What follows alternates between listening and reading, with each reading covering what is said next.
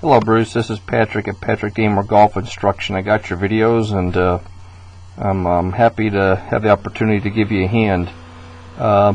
You stated in your email that you still believe you're an underspin flipper and you're having problems covering the ball even after implementing my my drill.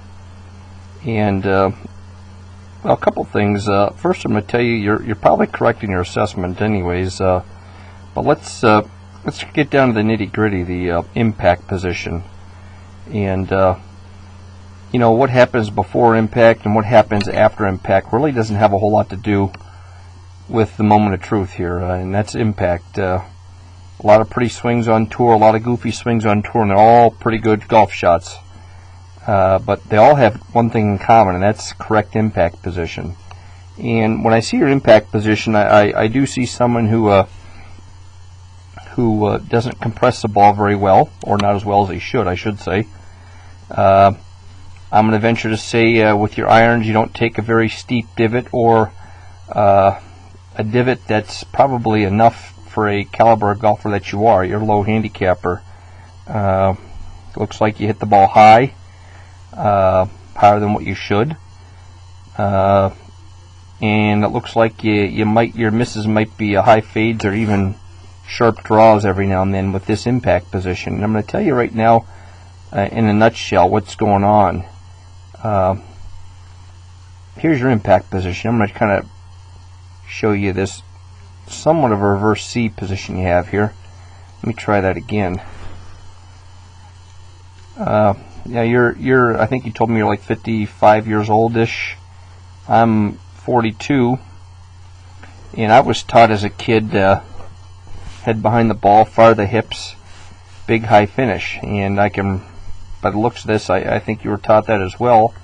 People from my generation and older have all taught that.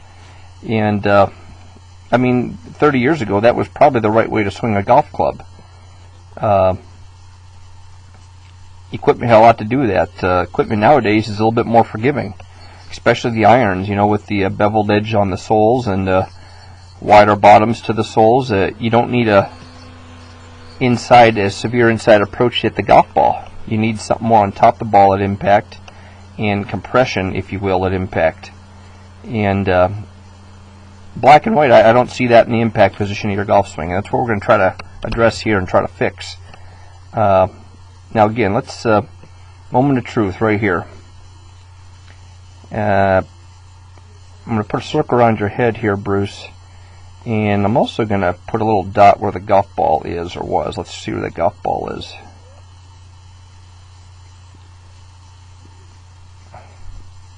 Looks like you're hitting about a 6-iron, 5-iron, 7-iron in any event. When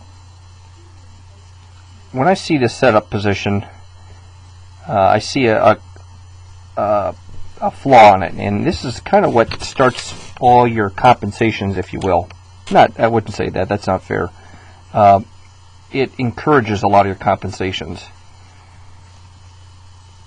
Your head position at address, in my opinion, is way too far behind the golf ball.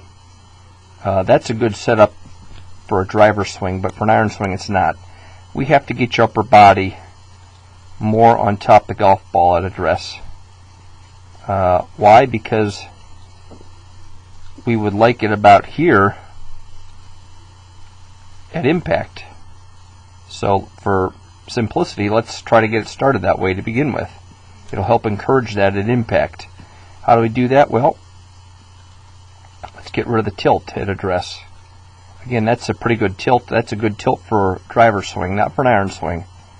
I'd rather see the spine of yours more up and down at address with an iron, which basically means you're going to need to get your upper body, like I already stated, more over here, maybe a touch, and probably more importantly, or more efficiently, is move your ball back an inch or two this way.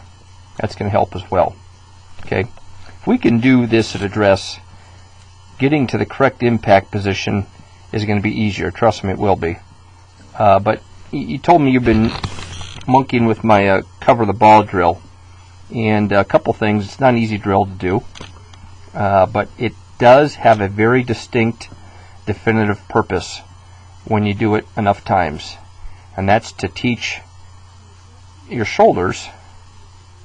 Let me get a little line here in the shoulders. This position here, more level. And I'm going to demonstrate or explain this in detail here in a second. When you're at the top of the swing, I think you already nailed it on the head with your email. Your lower body wants to fire this way. The upper body stays back here. And that's kind of what we were taught as kids. I know I was, and I may be the last generation that was taught that really. Again, I'm 40 years old. But when you have that action going on from the start of the downswing, and you do, what happens is this right shoulder wants to go this way, and the left shoulder wants to work up that way. As long as that head is not moving laterally, that's what's going to happen. Okay, and again, we were all taught this as kids, at least I was, and the people older, head behind the ball at impact. And basically that's what you got. You got the right shoulder working down, the left shoulder working up. You're getting very narrow on the forward swing. And I'll go into that in detail here in a second as well. But we have to get your head, let me get the wrong line up here, hold on a second. We got to get your head position traveling this way at the top of the swing. And don't confuse that with over the top. Although in your case it's going to feel like that, but it's not going to be happening like that. But we got to get your head position moving laterally to the golf ball. Okay, now I'm going to pull up a picture here. Give me 1 second here. Let me see if I can find it. Problem is I usually have too many of these videos in here. Alright, here we go. Okay, now I'm going to put a circle around this person. This person is yours truly. Alright, I'm also going to put a little circle around the golf ball. Alright, now let's look at my center of gravity. And in this picture, I can't remember what it looks like. It's a 9 iron, 8 iron. Doesn't matter. Anytime you're dealing with these irons, you're going to be on top of the golf ball. I preach to my students, get your sternum, your center of gravity on top of this golf ball at address with the irons, because that's where you want it at impact. Okay? Now let's go over here to yourself here, Bruce.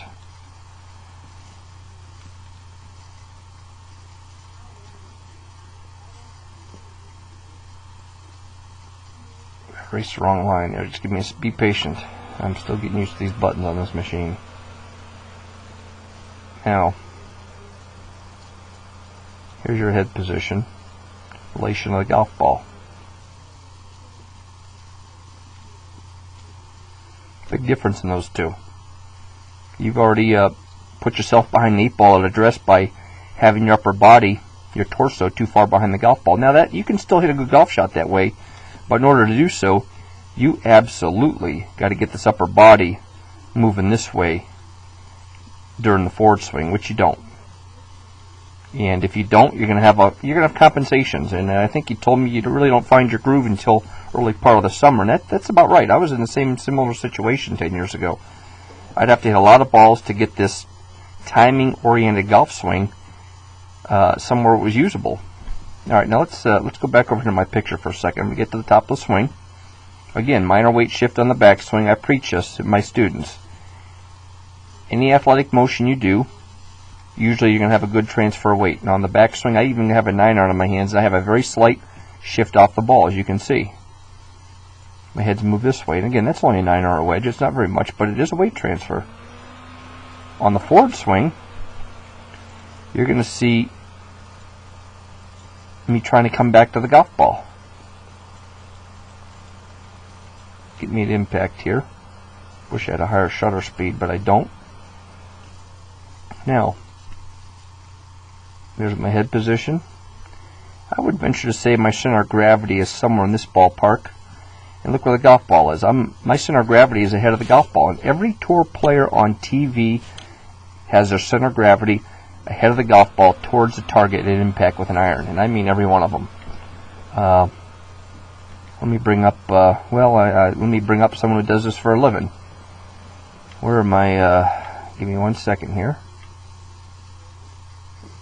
We're going to bring up, oh yeah, here's a good one. Probably don't recognize this swing or this gentleman, but you will. This young man is going to make a lot of money on tour. He made a lot of money this year as a first-year pro. and without a doubt, I think he has fundamentally one of the best golf swings out there. His name's James Hahn, and I'm going to put this into the still photo picture here in a second. Now, unfortunately, we're not shooting this one from a fixed position, which usually throws off the lines a bit, but I think we can still use this video. I want you to watch him at impact. He's on top of the golf ball again. I mean, there's no way two ways about it. Look at, if anything, he's ahead of the ball 3 inches, and that's where you're lacking. Your impact position is good. It's not good enough to really get yourself below par, in my opinion. I mean, unless your short game's phenomenal.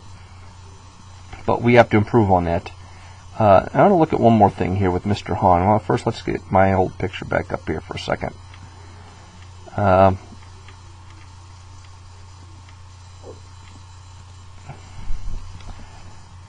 Levelness in shoulders, alright? Now I'm going to put a picture up here. Let me get yellow out first. Here's one shoulder, there's the other shoulder. That's about, my angle of inclination with my shoulders at rest is about 13 degrees, 14 degrees. That's what most people are if they have their hands on the club properly. Let's get myself at impact.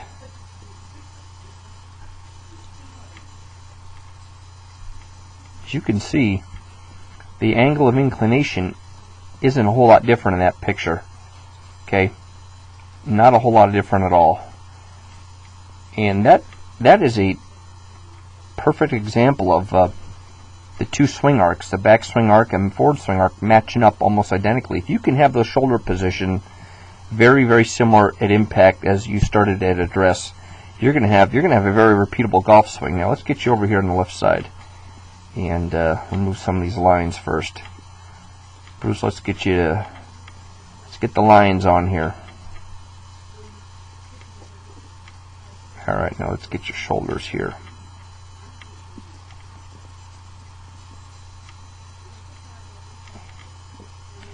Yeah, I'm not happy with that one there. That's about right there. At least I think it is, in any event. Now, you can see there's a definite inclination with these shoulders. Maybe 7-8 degrees, which seems minimal, but in terms of golf ball and ball flight, it's huge. And that's with an iron. I probably wouldn't even preach that with a driver swing, having that much difference in your shoulders. And again, that's your old example of not shifting the upper body towards the target during the forward swing. If you go to my website and you read through it, I hope you do, you're going to see what I really strongly believe. Your upper body core right here, during the backswing, travels this way. You know, if it's a driver swing, it's going to have a weight shift. If it's a wedge swing, you're still going to have a weight shift, but it's going to be smaller. During the forward swing, upper body travels this way. And for the most part, you do that during the forward swing. Unfortunately, you do it too late, or I should say, not at the right time. Right here, you're behind the ball at impact. Now we're going to forward you through. Still leaning back. There's that reverse C thing I've been talking about. And I do mention it in my website. The reverse C impact position. It's a killer. Very tough to hit quality golf shots consistently that way. Now let's get you to the finish position. I'm going to show you something. That right there is a really good finish position. Perfect. If I should say so myself, that's damn near perfect. Now, unfortunately, you get there after the fact. You get there after the ball's already left the club face. We need to incorporate that finish position more into your impact position. We got to get you there in sequence. And what I want you to work on is, let me go back over here to the right and bring up my how to cover the golf ball drill. I hope you've seen this at my website. This is going to be your homework, and this is going to be something you do all the time. Eat, sleep, and drink this. This drill is very specific for your needs. Alright, let's get you to the top. Now let's get myself to the top. You're going to watch something right here. There's my torso. in order to hit that golf ball when it's out of position like that, with this drill, this upper body has to go this way. If the upper body stays back here, which you do normally, there's no way this club head will hit that golf ball. By the time you get to the golf ball, this club head's going to be traveling on its upward arc, and if you do hit the golf ball, you probably drill it into the ground. But this drill teaches this. You have to go out there and find the golf ball. You can see I have a pretty good lateral move right now back to that ball in the improper position, and there it is. It teaches your body to do this, and this is going to feel like night and day to what you normally do, and it will. I mean, I'm not going to lie to you, it will. And it's something you need to definitely implement into your golf swing if you want to fix this. Now, when you do this drill, do not get discouraged if you don't hit solid golf shots, because let me tell you something, it's not easy to do. Do expect, if you do the drill properly, the ball to go left with a hook, and do expect to take divots, and do expect the ball to go low. If you're not getting those 3 or 4 things down, you're still hanging back on your right side. Let me put this thing into motion again. See where I finish very vertically over my front foot with this drill. Way out there. I mean, I am way out there with this drill. Okay? Very level shoulders. That's what this drill teaches, and that's what this drill preaches. It really encourages this upper body to go this way during the forward swing. And that's what we're trying to do. Now, let's get you back up here again. I want to show you one more swing. And again, I'm not trying to beat a dead horse, but again, you have to get your upper body traveling to the target during the forward swing. And for as I call it, an old throwback swing like you have, and I had at one time as well, it's going to feel like night and day. And where the heck is the video I want?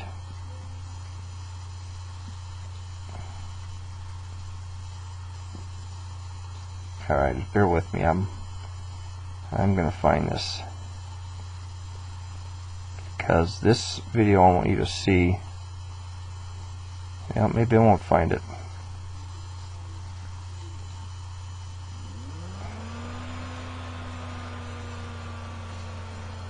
In any event, I can't find it. I apologize. We'll use well, you know what, we'll use this guy, Branch Snedeker. I'll show you the same thing. Now, he's got a driver, and with the driver swing, you're going to have a little bit more inclination at impact than you will at address normally, because again, you're not trying to hit down and compress, but you're still trying to come through level. I want you to watch something with Branch Snedeker here. Here's his shoulder position, 12, 13 degrees, somewhere near, like we all are. And here his shoulder position at impact with the driver, right around 2019. So his difference in positions is about 7-8 degrees, and that's with the driver swing. You're showing me that with a 6-iron.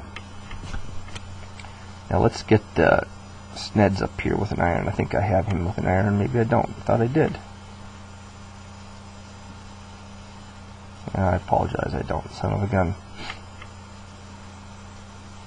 Oh, wait a second. Here's some more. Okay, here's what I'm trying to find. Good. This is the one I wanted to show you initially. Nick Watney. I still think one of the best fundamentally sound swings out there. He's hitting a mid-iron, kind of like what you're hitting. I don't know, I can't see his right shoulder, but that looks to be about right. 11 degrees. Now watch this. I'm not gonna change inclination of his shoulders. I'm just gonna move this over into position. His shoulder position at impact and his shoulder position at address are almost the same inclination. If they're not the same, they're very close. That's how much he's kept his shoulders level. And when I use that word level, I mean level in terms of address and impact position being very similar. Now, one thing else I want to show you about Nick is this. I like to use his swing a lot because he's kind of a poster boy for how I preach to my students on what I like to see. Alright, here's his setup position. And again, I'm going to show you, he's on top of the golf ball. I mean, he really is. Look at that. That's the center of gravity. It's on top of the golf ball. That's where he starts from. But let's look at his torso again and how it fluctuates through the golf swing. Top of the swing, he's moved off the ball. As you can see, that move has gone this way, and he's got a 5-iron in his hand. It's not a driver, but he still has a lateral weight shift off the ball. He's come this way, maybe 2 or 3 inches. Now let's get him moving back into the golf ball.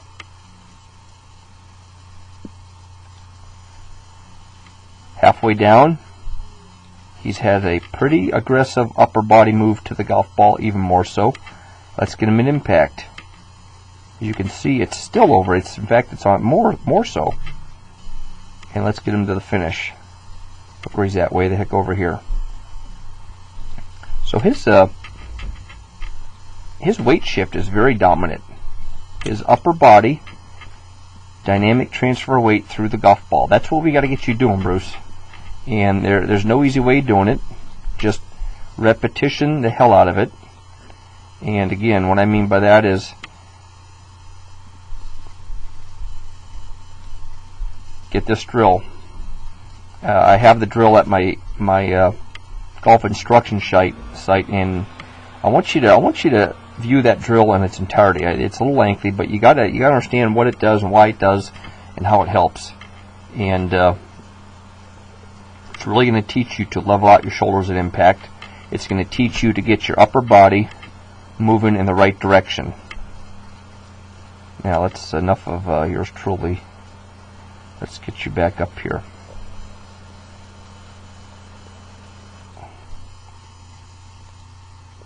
And I think a lot of this can be alleviated by getting your upper body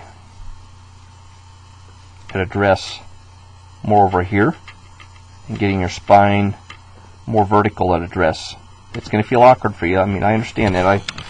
I've been playing golf a long time, and there's probably nobody who tinkers with a swing more than I do. And every time I make a change to my swing, it takes a long time to get used to, but it's something you got to do.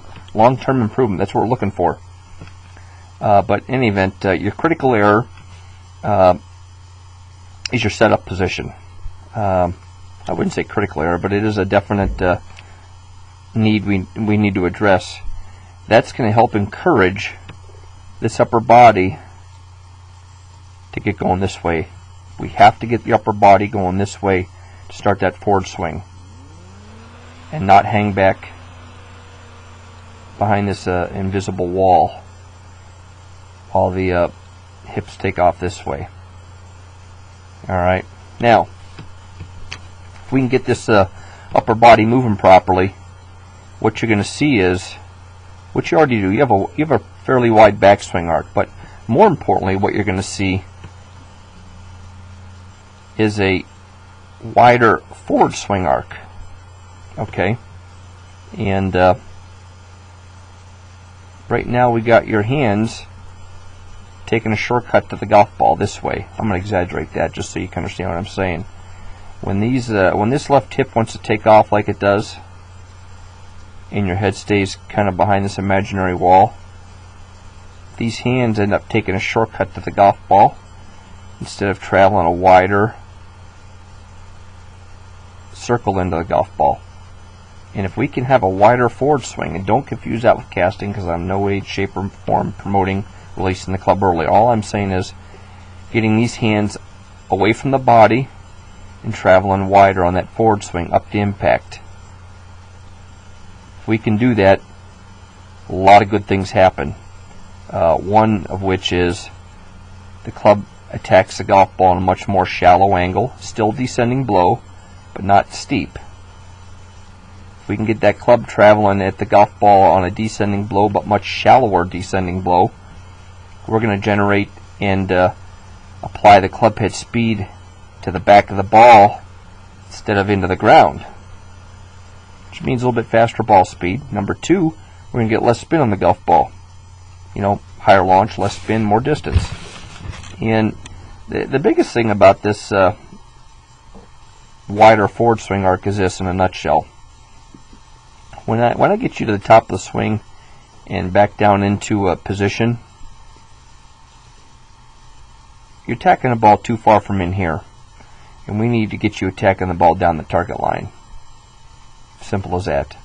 And there's another major thing I like to address in your golf swing.